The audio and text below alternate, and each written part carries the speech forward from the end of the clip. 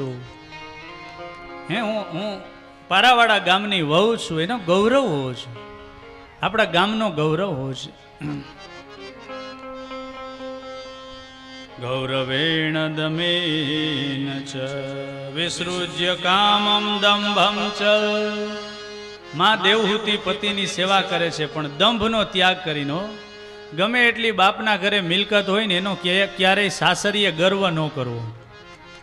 ત્યાં બધું છે એ બાપનું છે, અહીંયા આપણું છે, એવા ભાવથી.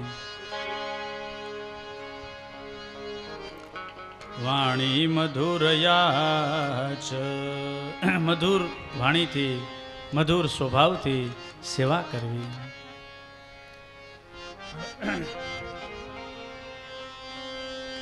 એક ઘરવાળાએ પત્નીને જરાક થોડાક કડવા વેણ કહી દીધા ઓસરીમાં બેઠા બેઠા.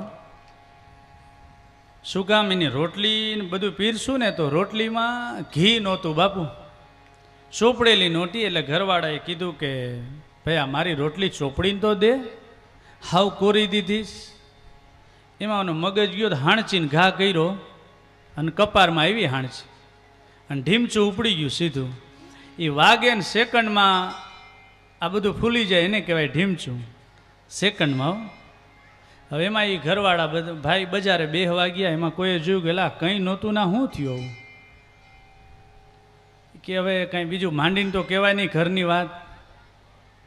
એ કે એમાં જૂની સીડી હતી ને ઉપર ચડ્યો ને સીડી તૂટીને ઊંધે માથે આવ્યો, ત્યાં ઓલો દસ્તો હોય ને એ વાગી ગયો. બોલો ભાઈ કે થોડું ઘી ચોપડી લે એટલે મટી જાય. કે ભાઈ આ મૂળમાં ઘી જ છે, એમાંથી જ આ બધું થયું. ઘરમાં ન હોય તો થોડુંક હલાવી લેવું, એમ કહેવાનો ભાવ. જે પરિસ્થિતિ ભગવાને આપી એમાં આનંદથી રહેવું. ગામડાના એક બેન હતા, બાજરો જોતા હતા, દરણું હમું કરતા હતા, અને એમાં એક જ્યોતિષી આવ્યા. એ કે બેન લાવો ને તમારા હાથ જોઈ દઉં. એ કે જો ખાટલે ઓલા ભાઈ બેઠા ને એનો હાથ જોવો, મારો નહીં. હવે લગર વગર કપડાં ને ફાટેલા બધાય, એ કે એનો હાથ હું જોવો. એ ગામડાના અભણ બેને કીધું એ કે મારા બાપે જ્યારથી મારો હાથ એના હાથમાં આપ્યો ને ત્યારથી મારી બધી હાથની રેખાઓ ભૂસાઈ ગઈ છે, એનું ભવિષ્ય એ જ મારું ભવિષ્ય.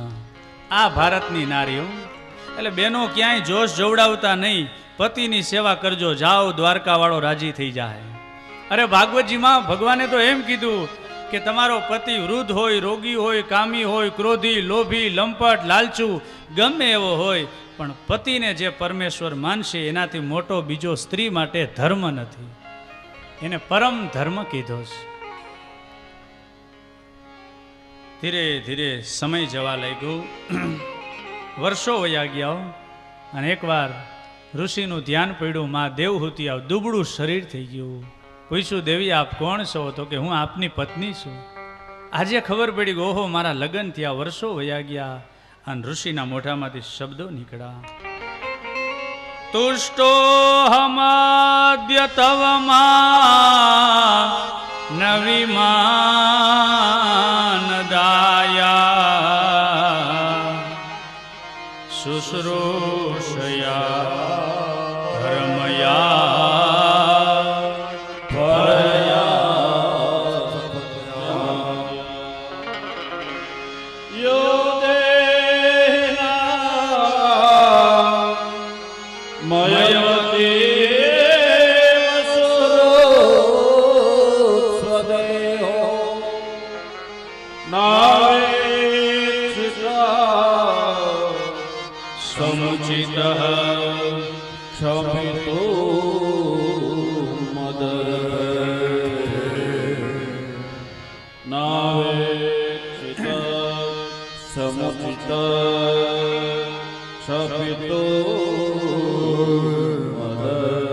ઋષિ એકદમ પ્રસન્ન થયા કે હે દેવી તમારી સેવાથી હું ખૂબ રાજી થઉં.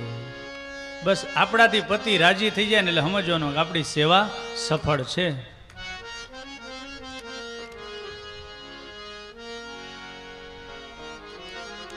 એટલે અહીં તો આપણે ગામમાં સારું છે કે અહીં ભોજન હાઈરે છે, નકર અમુક ગામમાં અમારે કથા હોય ને પછી ભોજન ન હોય. એમ કથા હોય પછી ભોજન બધાને ઘરે હોય, એવી કથા હોય ક્યારેક. પણ પછી બેનો ઝાઝા હોય કથામાં, ભાઈઓ તો ઓછા હોય અમારે, પણ માતાઓ દરેક ગામમાં ઝાઝા હોય. પણ પછી ગામના ભાઈઓ હોય ને ક્યારેક ક્યારેક આમ ઉગ્ર થતા હોય એમ કે આ કથા મોડી પૂરી કરો અને અમને ટાણે જમવા મળતું નથી. તો અહીંયા તો બધાય સુખિયા છે, બહેનો ને ભાઈઓ બધા એવું, કારણ કે આમ કથા પૂરી થાય ને આમ લાડવા ને ગાંઠિયા ને ઢેફલા ને બેનો લેવા એટલો લાભ લઈ લેજો. હજી 5 દિવસ છે હો. હા,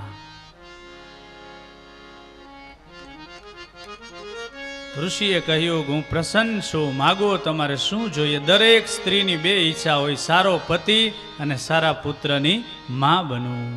પુત્ર સુખની માગણી કરી અને ઋષિએ દિવ્ય વિમાન તૈયાર કર્યું, ભોગના પદાર્થો પધરાવ્યા અને આકાશ માર્ગે દિવ્ય વિમાન ફર્યું. 1 વર્ષ સુધી વિચરણ કરે છે અને કરદમ અને મા દેવહૂતિને ત્યાં 9 કન્યાઓનો પ્રાગટ્ય થાય છે. માની ઈચ્છા હતી, વળી વિમાન તૈયાર કર્યું, આકાશ માર્ગે વિચરણ કર્યું. સમય ગયો, ભગવાન દ્વારકાધીશની કૃપા થઈ અને સ્વયં દ્વારકાધીશ કપિલ ભગવાન બની અને જેમ કાષ્ટમાંથી અગ્નિ પ્રગટ થાય એમ મા દેવહૂતિના શરીરથી કપિલ નારાયણનું પ્રાગટ્ય થયું. બોલીએ કપિલ નારાયણ ભગવાન.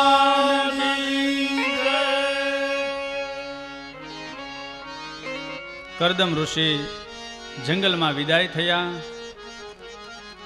પણ એ પહેલા કોઈએ કીધું કે આ દીકરીઓના તમે લગ્ન તો કરો. બ્રહ્માજી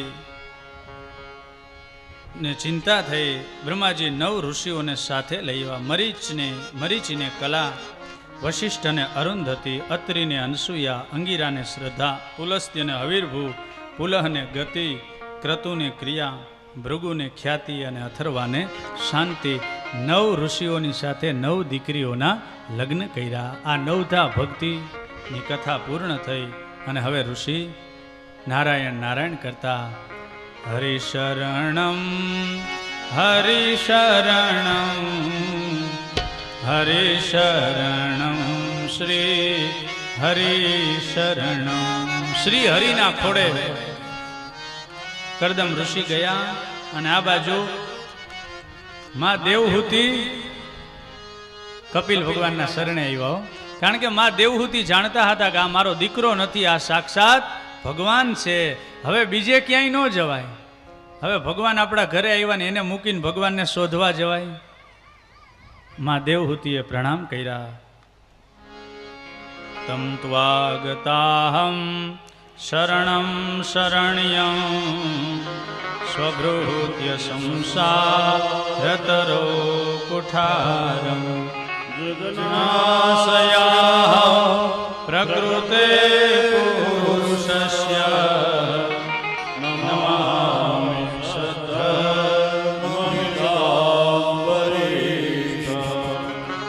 માં દેવહૂતિનો પહેલો પ્રશ્ન કપિલ ભગવાને કહે, પ્રભુ સાચું સુખ ક્યાં છે? ભગવાને કીધું, માં જગતમાં સાચું સુખ ક્યાંય નથી. ગુમડામાં આપણે ખંજવાળ આવે અને બહુ ખંજવાળ મીઠી લાગે, જેમ જેમ ખંજવાળીએ ને છેલ્લે એમાંથી લોહી નીકળે. એમાં સંસારના સુખ બધાય ગુમડાની ખંજવાળ જેવા છે. આરંભમાં મીઠા લાગશે પણ માં અંતે એમાં વિષ સિવાય બીજું કાંઈ નથી. સાંભળો કપિલ ભગવાનનું આ વાક્ય, સંસારમાં ક્યાંય સુખ નથી. અરે 2 શરીર મળવાથી આનંદ નથી આવતો, 2 આત્મા મળવાથી આનંદ આવે છે. તો જે શરીરમાં કરોડો આત્મા સમાયેલા છે એ ભગવાનને મળવાથી કેવો આનંદ થાય. તો મળવું હોય તો ભગવાનને મળવું એ જ જીવનનો લાભ છે. એવા હરિને મળવા સુદામો હાલિયા અને ભાઈ બંધીના એ હયે ભૈરા ભાવ રે દ્વારિકાના પંથે. એ હરિને મળવા સુદામો હાલિયા. ઈ જીવ અધિકારી ભાગવતના કોઈ પરમ ભક્ત હોય તો એ સુદામા હતા. અને સુદામા કંઈ માગવા નહોતા ગયા, એ સુદામા હરિને મળવા ગયા હતા. તો હે માં, હરિને મળવું એ જ આ જીવનની સફળતા છે. આપણે પણ એવું ભગવાનનું ભજન કરીએ કે કોક દીક આપણે પણ ભગવાન ભેટે. આપણા વાલા હગા આવે ને પછી એને આપણે રામ રામ કરીએ, સંતોષ ન થાય એને આમ ભેટીએ, હૃદયે લગાડીએ ત્યારે આનંદ આવે. તો આવી રીતે શ્રી દ્વારકાધીશને મળવું. હે માં, વિષયોમાં જો આપણું મન ફસાઈ જાય તો એ બંધન છે, અને ભગવાનમાં જો મન લાગી જાય તો એ મોક્ષ છે. મન એવ મનુષ્યાણામ કારણમ બંધ મોક્ષયો.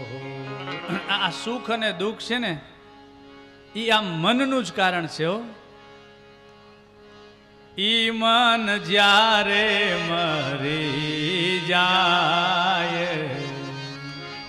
શેઠિયો હતો, ખૂબ વેપાર હાલતો હતો, અને માલપુવા થાળીમાં પીરસા અને જમવા જાય, અને મુનિમજી આવીને કીધું કે આપણી પેઢી તૂટી ગઈ.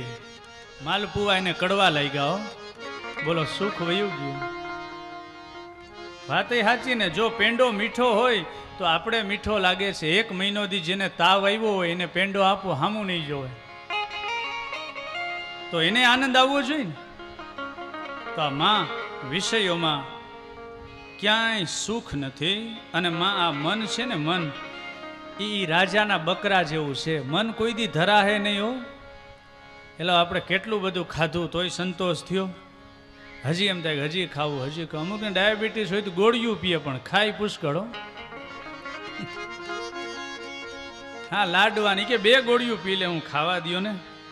આમ નો ખાવા જૈનમાં હોય. હા, એક નવા ભાઈના લગ્ન થયા ને, દિલીપભાઈ, તો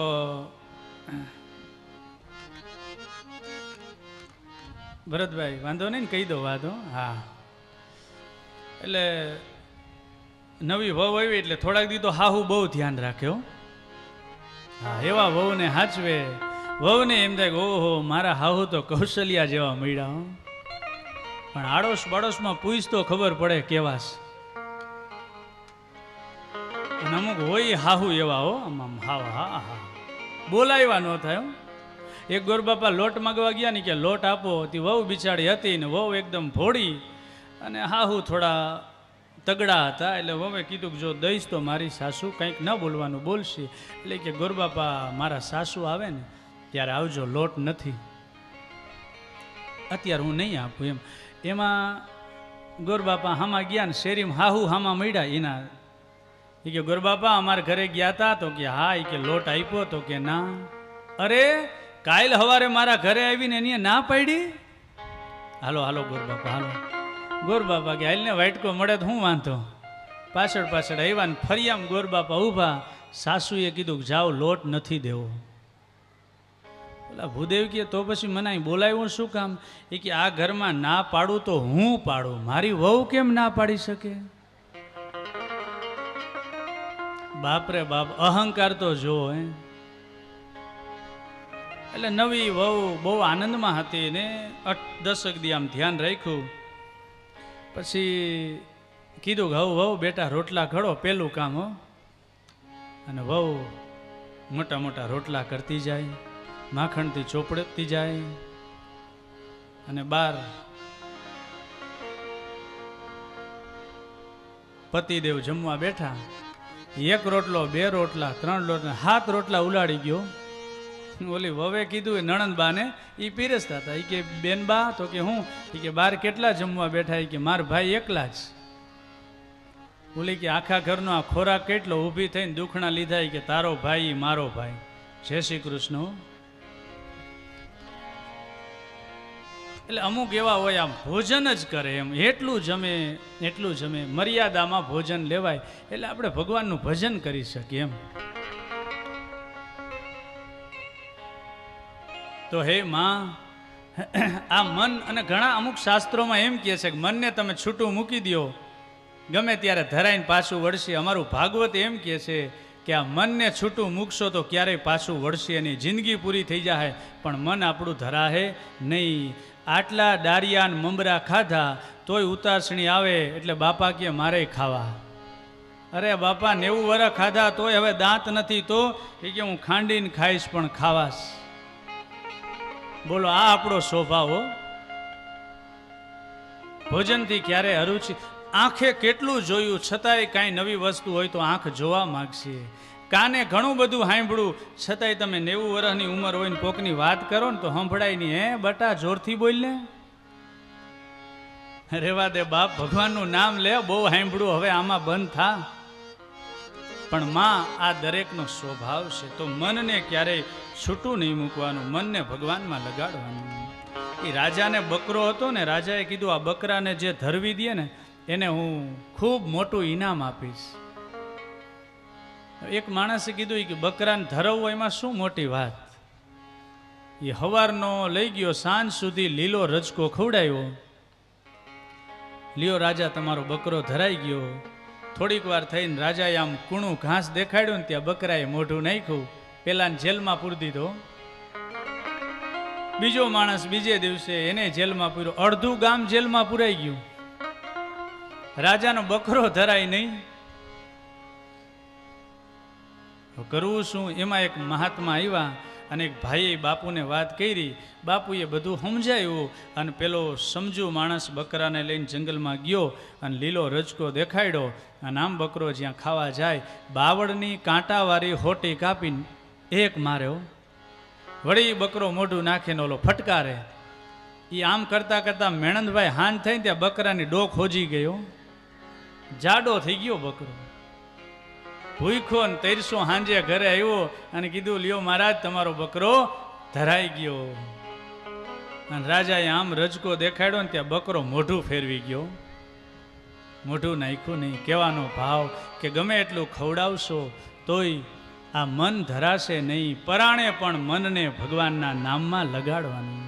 4 વાગે ઉઠો ને ઊંઘ આવે ને, આળસ આવે ને તો ભલે ઠંડુ પાણી છાંટી લેજો,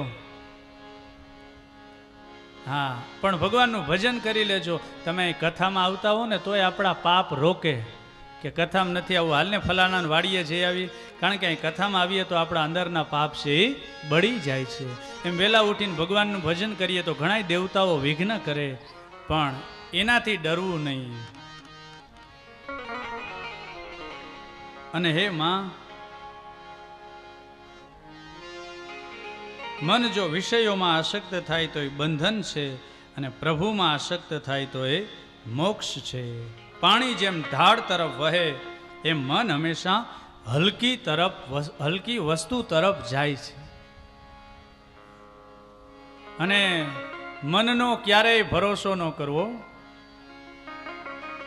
ઓલું ગીધ પક્ષી હોય ને એની 12 ગાવ નજર જાય, પણ મરેલ ઢોર હોય ને તો, મરેલ પશુ હોય તો, એ મન છે એવું હલકું છે કે ક્યારે હલકી વસ્તુ ઉપર વહી જાય ને એનો ભરોસો ન કરાય. એટલે બહુ જાજુ વર્ણન ન કરીએ ને તો આ મન છે એ ભગવાનને આપી દેવું. મહાદેવજી પાર્વતીને કથા સંભળાવતા હતા અને કહેતા હતા કે દેવી, આ જગતમાં કોઈ જ્ઞાની નથી અને કોઈ અજ્ઞાની નથી. ભગવાન જ્યારે જેવો બનાવે ને એવો માણસ બની જાય છે. નહીતર પરીક્ષિત જેવા જ્ઞાની કંઈ ઋષિના ગળામાં સર્પ નાખે. એટલે આપણી પરિસ્થિતિ ક્યારે કેવી આવી જાય એનો કોઈ ભરોસો નહીં. એટલે કાયમ માટે મન ભગવાનના શરણે આપી દેવું. ગોપીઓ કહેતી, હે લાલા, અમારા ઘરે માખણની ચોરી કરી જા. એ માખણ એટલે આ મન. અને મન છે એ બાબરા ભૂત જેવું છે, એને જ્યાં લગાડો ત્યાં લાગી જાય. ભજી લેને નારાયણનું નામ,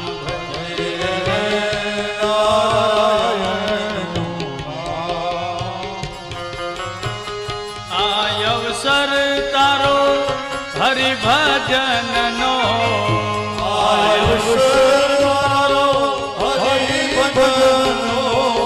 કોડી નવ બેસે દામ. ભજી લેને નારાયણનું નામ,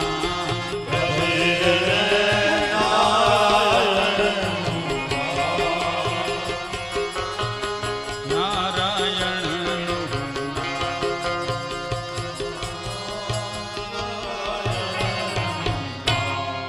મન રૂપ ભગવાન રૂપી થાંભલાની હૈર્યા મનને લગાડી દેવું.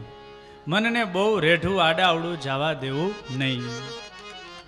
હે માં, સાધુ પુરુષનો સંગ કરવો. આવા શીલવંત સાધુને એ વારે વારે નમીએ જેના બદલે નહીં વ્રત માન. જેને માન અપમાનની કોઈ પડી ન હોય, જેને સુખ અને દુઃખની કોઈ ચિંતા ન હોય, આવા સાધુનો સંગ કરવો હો. આને મહાપુરુષ કહેવાય. વહેલી સવારે 4 વાગે વિધવા સ્ત્રી કૂવો બુરવા આવે અને સંતે પૂછ્યું કે બેન આટલી વહેલી સવારે 4 વાગે? તો કે હા બાપુ, વિધવા સ્ત્રી છું, પેટમાં બાળક છે, બાપના નામ કોનું આપવું, એનો બાપ કોણ છે એ કહી શકું એવી સ્થિતિ નથી. એ સંતે કીધું કે બેટા, એના બાપનું નામ મળી જાય તો તું જીવતી રહી જા. તો કે હા બાપુ, પણ નામ કોનું આપવું? અને એ મહાત્માએ કીધું કે બેટા, આવતીકાલે તને કોઈ પૂછે ને કે આનો બાપ કોણ છે, તો કહેજે કે આનો બાપ મૂળદાસ છે. હા હા, આને સંત કહેવાય. ઝેરના ઘૂંટડા ઝીરવી જાણે અમૃત બીજાને પાય. આ અમૃત નહીં તો બીજું શું હે? અરે મહાત્માની સભા હોય ને અને હારે પહેરાવાનું છેલ્લે આવી જાય ને તો એને એમ થાય મારું અપમાન કર્યું. અને આપણે જાણીએ છીએ કે અમરેલીમાં બગસરામાં બધાય પૂછવા લાગ્યા કે અરે આ પાપ, આનો બાપ કોણ? તો કે આ તો મૂળદાસ છે. મૂળદાસ બાપુ બજારે નીકળે ને તો આમ પાઘડી હેઠી મૂકી બધાય પગે લાગતા હો, બધાય રામ રામ લેતા. ઈ બાપુની બધાય નિંદા કરવા લાગ્યા. અરે હદ તો ત્યારે થઈ બાપુને ઊંધે ગધેડે બેહાડ્યા. કોઈ મહાત્મા જાણતા હતા, એણે કીધું બાપુ હવે તો સાચું બોલો. બાપુ કહે કે આ તો સમાજ છે ભાઈ, ફૂલનો હારે પહેરાવે ને જોડાનો હારે પહેરાવે. જોડાનો હાર પહેરાવ્યો તો હાથીની અંબાણીએ બેહાડે ને તો અમારા ગુરુજી એમ કે ગધેડે બેહવાની તૈયારી હોય તો બેહજો. વાંથી ઉતારીને કઈ અહીં બેહાડી દઈએ, કાંઈ નક્કી નહીં હો. સમાજમાં એક હાથમાં ગુલાબ છે ને એક હાથમાં ફૂલ છે. ધારે તો ગુલાબ ઉડાડે ને ઈચ્છા થાય તો ફૂલ ઉડાડે. દુનિયા દો રંગી વાલા હવે એમ બોલે. દુનિયા દો રંગી વાલા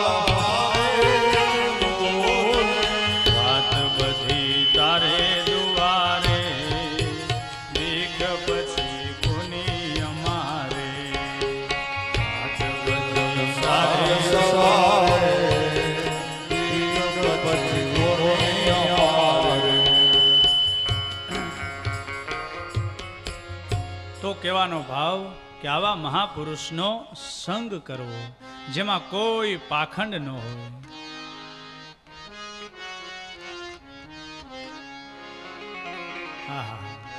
માં દેવહૂતિને કીધું માં આવા સંતને વંદન કરવાના. જેની રહેણી ને કરણી એક જ છે, જેનું હોઠ અને હૈયું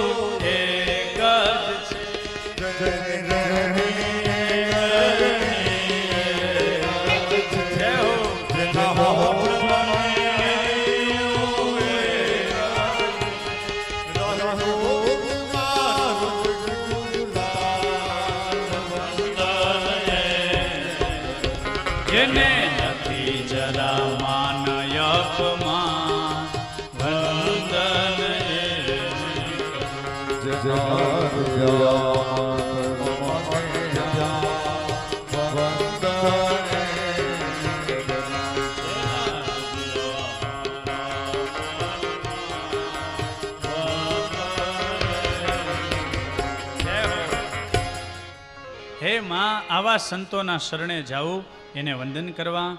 ભક્તિના 2 પ્રકાર બતાવ્યા છે, જેમાં કોઈ સ્વાર્થ ન હોય અને ભગવાનનું ભજન કરીએ. અનિમિતા ભાગવતી ભાગતી સિદ્ધેર ગરીયસી. સ્વાર્થ રહિત ભક્તિ સૌથી શ્રેષ્ઠ છે. એક અધ્યાયમાં આપણે માના ઉદરમાં હોય ત્યારે આપણી કેવી સ્થિતિ હોય એનું વર્ણન કર્યું છે. નરકમાં જે દુઃખ પડે ને એના કરતા બાપુ 100 ગણું દુઃખ માના શરીરમાં છે. ઈ તાપ, ઈ વેદના અને ઈ જીવ બધાય કરડે ત્યારે જીવ અંદર તરફડિયા મારતો હોય. અને પછી માના પેટમાં 7મો મહિનો આવે ને ત્યારે આપણે જે પાપ કર્યા હોય ને હજારો જન્મનું અંદર જ્ઞાન થાય છે. ત્યારે આપણે તરફડિયા મારતા હોય અને એટલું વૈરાગ્ય આવે કે હે ભગવાન, આ ઉદરમાંથી, આ વેદનામાંથી એકવાર છોડી દે, હું ક્યારેય તને ભૂલીશ નહીં. પણ આ ભગવાનની માયા એવી ને, બાળક રડે નહીં ત્યાં સુધી આપણે થાળી ન વગાડીએ, અને રડે ને આપણે થાળી વગાડીએ, રાજી થાય. શું કામ? કે હવે આપણા જેવો થઈ ગયો. નહીતર પેલા તો શુદ્ધ હતો.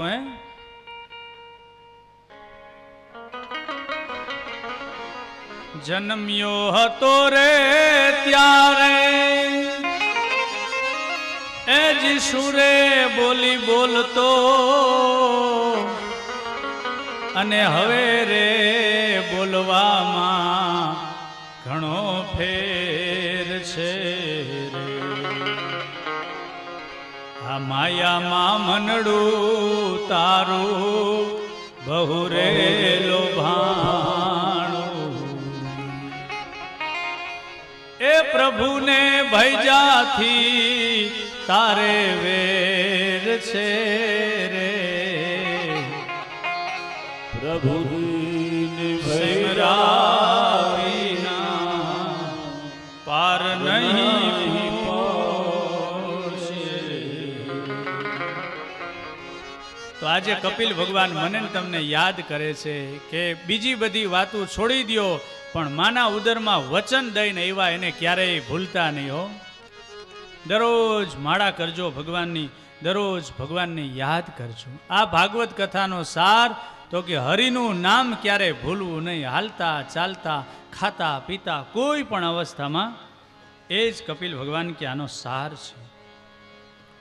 માં દેવહૂતિના હૃદયમાં બધું જ જ્ઞાન આપ્યું અને માં દેવહૂતિને સિદ્ધિ મળી. એ સ્થાનનું નામ પડ્યું સિદ્ધપુર.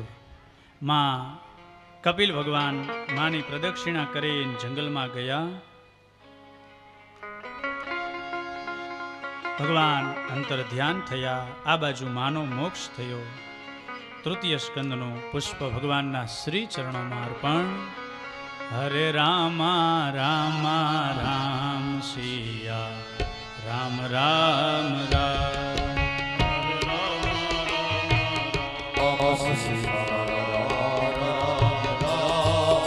હરે રામા રામા રામ સિયા રામ રામ રામ. હરે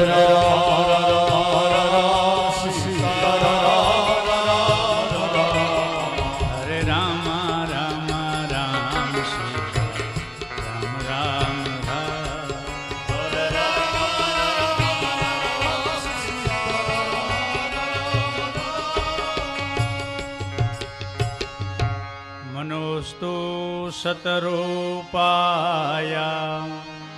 तिस्रः कन्याश्च जग्निरे आपुति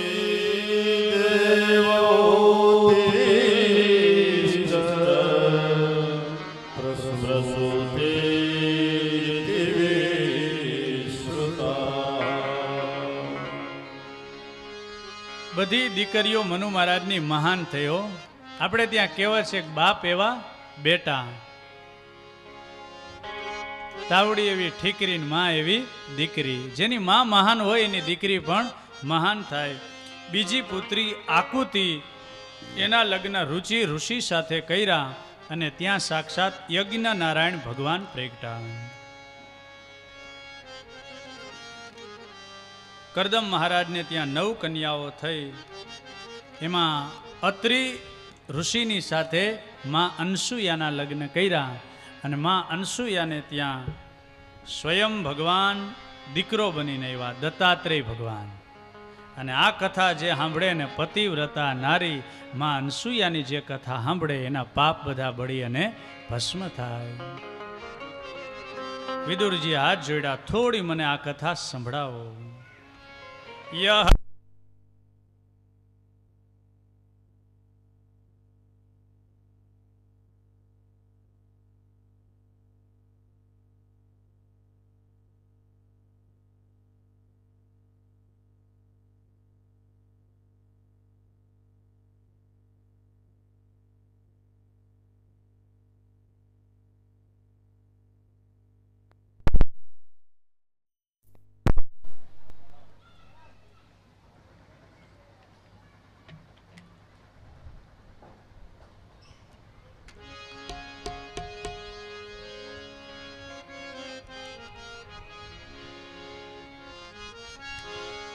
यह कथा अनोखी परम सती अनसुईया की अति प्यारी, परमेश्वर जिनके पुत्र हो गए आप बनी महतारी, परमेश्वर जिनके पुत्र हो गए आप बने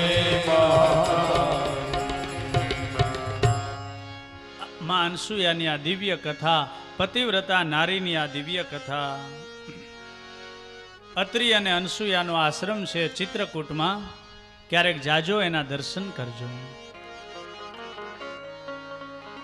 આશ્રમમાં કોઈ આવે એને માં જમાડે, ભગવાનનું ભજન કરે. આવો દિવ્ય પવિત્ર આશ્રમ, મંદાકિની નદીનો કિનારો, રમ્ય સ્થાન.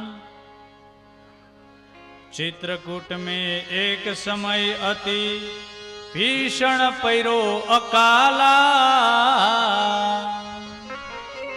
एक बार चित्रकूट में दुष्काळ पड्यो, અને એવો દુષ્કાળ કે ફળ ફૂલ ખાવાની વાત તો જવા દ્યો, પીવા પાણી ન મળે. અને બધા માણસો સાથે મળીને અત્રિ મુનિના આશ્રમે આવ્યા અને હાથ જોડ્યા કે કંઈક પાણીની વ્યવસ્થા તો કરો. ઋષિ સમાધિમાં બેઠા હતા અને માં અનસુયાએ કહ્યું કે હે અભ્યાગતો, અતિથિઓ, તમે ચિંતા ન કરો, પાણીની વ્યવસ્થા તો હું કરી દઈશ, એમાં પતિને હેરાન કરવાની જરૂર નથી. અને માં અનસુયાએ હાથમાં જલ લીધું અને દ્વારકા વાળાને યાદ કર્યા કે હે દ્વારકાધીશ, મન વાણી અને કર્મથી મારા પતિને જ પરમેશ્વર મહિના હોય તો આ ધરતીમાંથી માં ગંગાજી પ્રગટ થાય. અને આમ જલ છોડ્યું અને એક નહીં હજારો ગંગાજી પ્રગટાવો. આહા, ભગીરથ રાજા તો એક ગંગાજી લાવ્યા, જ્યારે માં અનસુયાએ તો જે ગુપ્ત ગોદાવરી કહેવાય અત્યારે આમ ધોધ છૂટાવ. લોકો બધા પક્ષીઓએ પાણી પીધા, ખૂબ બધા રાજી થયા.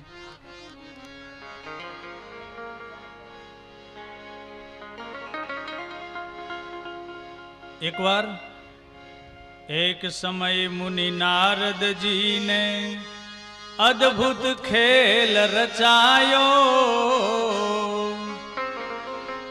उमा रमा ब्रह्माणी को घर घर जाके उस्कायो. શ્રી નારદજીને એમ થયું કે હાલને માની કંઈ કીર્તિ ફેલાય એવી હું કંઈક લીલા કરું, નહીંતર માને કોઈ ઓળખશે નહીં. આવા પતિવ્રતા નારી હાથમાં વીણા લઈ નારાયણ નારાયણ કરતા શ્રી નારદજી કૈલાસમાં આવ્યા. માં પાર્વતીએ લાડુ આપ્યો અને પૂછ્યું કે બાબા લાડુ કેવો મીઠો લાગ્યો? કે માં બહુ સુંદર લાડુ, બહુ મીઠો, પણ અનસુયાના લાડુ જેવો નહીં. કોણ અનસુયા? તો કે માં પતિવ્રતા નારીમાં પહેલું નામ છે પાર્વતી. માં કે પહેલું નામ તો મારું છે. નારદજી કે માં માફ કરજો, હવે તમારો બીજો નંબર. હવે આ બેનોથી સહન થાય? એમાંય રસોઈના વખાણ.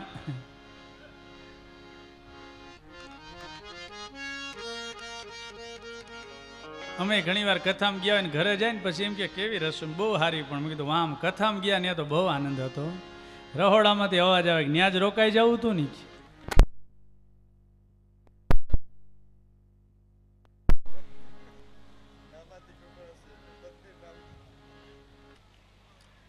એટલે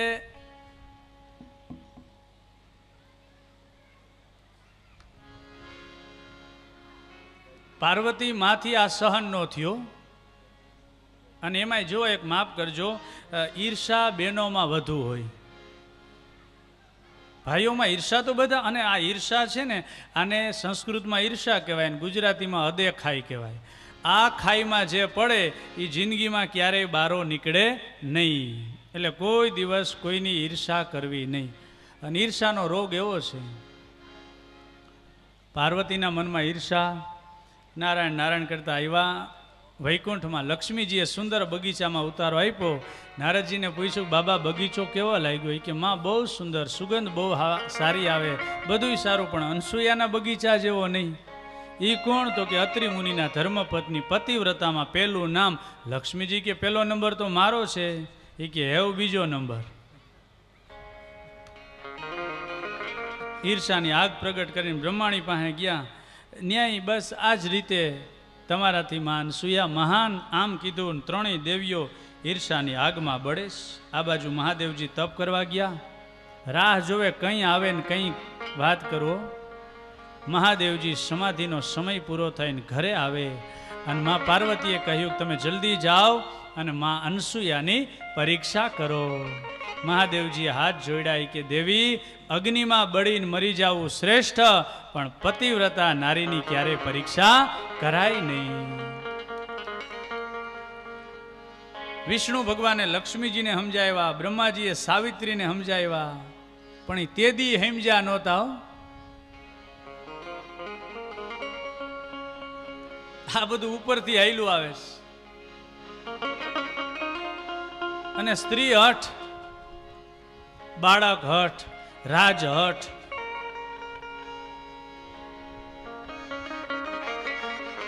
ત્રણેય દેવતાઓ ચિત્રકૂટમાં આવ્યા. આમ એકાબીજાને વાત કરી, દુઃખ તો હરખા જ હતા ને. હાલો હવે શું કરવું? તો કે હાલો હવે ભિક્ષા માગવા જઈએ, અને જો નિર્વસ્ત્ર માં ભિક્ષા આપે તો એના પાતિવ્રત્યનો ભંગ થાય. અને ત્રણેય દેવતાઓ ભિક્ષુકનું રૂપ લઈ, ખંભે ખડીયો, હાથમાં કમંડલ, અત્રિ મુનિના આશ્રમમાં આવ્યા. અને માએ હાથ જોડ્યા, પધારો અતિથિ, પધારો, અમારે આંગણે આવ્યા. બોલો અતિથિ, શું ભિક્ષા આપું? કાચો સીધો, પાકો સીધો? બોલે અતિથિ જીમાઓ કુછ ભી, जैसी तुम्हारी इच्छा, किंतु शर्त एक है दीजिए वस्त्रहीन हुई भिक्षा. हे माँ, તમે જે આપો એ અમને મંજૂર છે, પણ એક શરત છે કે નિર્વસ્ત્ર બનીને તમે ભિક્ષા પીરશો તો જ અમે લઈએ. આવા અમે સાધુ છીએ. માં મૂંઝાણાઓ કે કોઈ ચિત્ર હોય ને, ચિત્ર પુસ્તકમાં, એ સાધુ જોવે નહીં, અને આ નિર્વસ્ત્ર ભિક્ષા માગે, આ કેવા સાધુ, આ અતિથિ કેવા? માએ આંખો બંધ કરીને માં ઓળખી ગયા કે આ અતિથિ બીજા કોઈ નથી, આ સ્વયં ભગવાન આવ્યા છે મારી પરીક્ષા કરવા. પણ પતિની યાદ કરીને કે હે ભગવાન, હવે મદદ કરજો, હું આમાં પાસ થઈ જાઉં.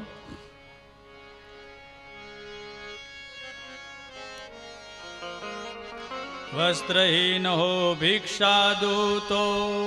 માએ આંખો બંધ કરીને વિચાર કર્યો, જો વસ્ત્ર નિર્વસ્ત્ર થઈને ભિક્ષા આપું તો પતિવ્રતાનો ભંગ થાય, અને ભિક્ષા ન આપું એમને એમ જવા દઉં તો મારા પતિના પુણ્ય જાય. હવે શું કરું?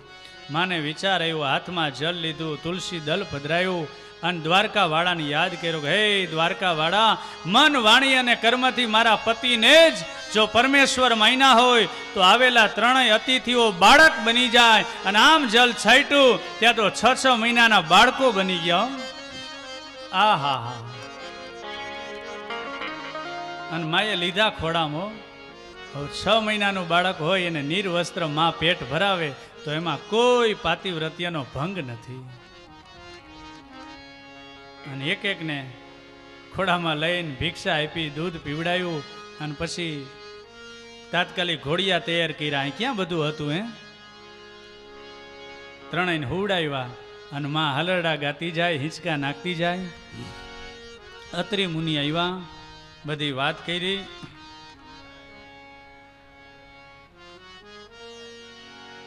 સમય જવા લાગ્યો. આ બાજુ પાર્વતીજી મૂંઝાણા. લક્ષ્મીજી બધાય રાહ જોવે હો. ભલે ને ઘરનું કામ ન કરતા હોય પણ માતાઓ બિચારા સાંજે રાહ જોવે હો કે આ ભૂખા અને તૈરસા ક્યાં હશે એમ. ત્રણેય દેવીઓ વિચાર કરે કે હવે કરવું શું. હવે તો દિવસો જવા લાગ્યા અને ત્રણેય દેવીઓ ચિત્રકૂટની તળેટીમાં આવી. દુઃખ તો સરખા જ હતા. હાલો આપણે જઈએ. એમાં નારદજી હામાં મળ્યા. અરે માતાઓ કઈ બાજુ? પાર્વતી કે આ બધાય તમારા જ કામા છે. ક્યાં અમારા પતિ? નારદજી કે ઘોડિયામાં હિંચકે હે કે. અને ખબરદાર જો તમે ગયા ને તો ચકલી બનાવી દે ત્રણેયને. બોલી દેવીઓ મૂંઝાણી કે હવે કરવું શું. પણ નારદજીએ કીધું કે તમારા જેવો સ્વભાવ માં અનસુયાનો નથી. તમે જાઓ ને ક્ષમા માગો. માં તમારા પતિ જેવા છે એવા પાછા આપશે. અને ત્રણેય દેવીઓ આશ્રમમાં આવે છે. માં અનસુયાને પ્રણામ કર્યા, હાથ જોડ્યા કે અમારા પતિ અમને પાછા આપો, અમારી ભૂલ થઈ ગઈ, માફ કરો. માં અનસુયા પણ પગે લાગ્યા, ઋષિ પગે લાગ્યા. અને માએ કીધું કે જો આ ઘોડિયામાં હુતા લઈ લ્યો, જેના જે હોય તે. ઓલી દેવીઓ મૂંઝાણી બાપુ. હા, લક્ષ્મીજી કે લઈ લો ને ભોળિયો બાપુ આવે ભૂકા કાઢી નાખે ને. ઓળખવા કેમ હો. ત્રણેય દેવીઓએ હાથ જોડ્યા અને માં અનસુયાને પ્રાર્થના કરીને અત્રિ મુનિએ મંત્ર ભણીને આમ જલ છાંટ્યું. ત્યાં તો બ્રહ્મા, વિષ્ણુ અને મહેશ ત્રણેય દેવતાઓ પ્રગટ થયા.